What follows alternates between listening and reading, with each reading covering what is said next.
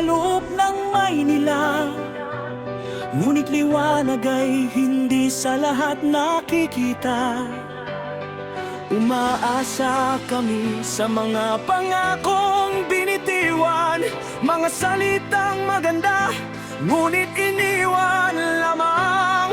Sa mga bulwagang gumagawa ng batas sa talituntunin, may mga lihim na sa dilim nagtatago at nagkukupli. Nagsasalita sila ng pagbabago na ng malakas at buo, ngunit kami na mahihirap ay naiwan sa dilim at lito.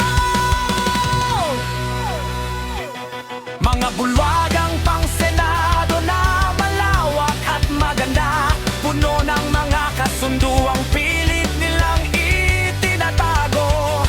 Nagtuturoan ng sisi, naglalabang-labag at nag-aaway.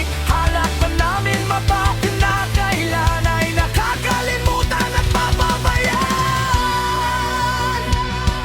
Mga posisyong binili, ugnayang nabuo at nabuo.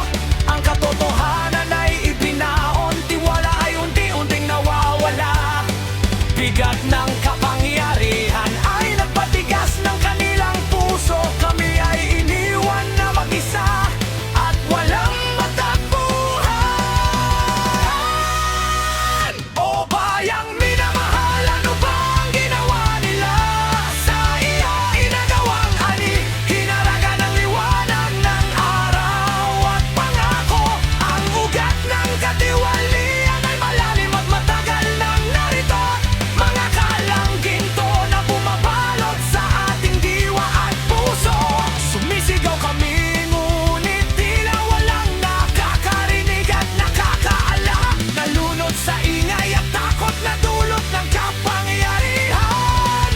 Kailan ba mawawala ang lahat ng kasinungalingang ito? At ang katotohanan ay muling babalik at mananatili rito.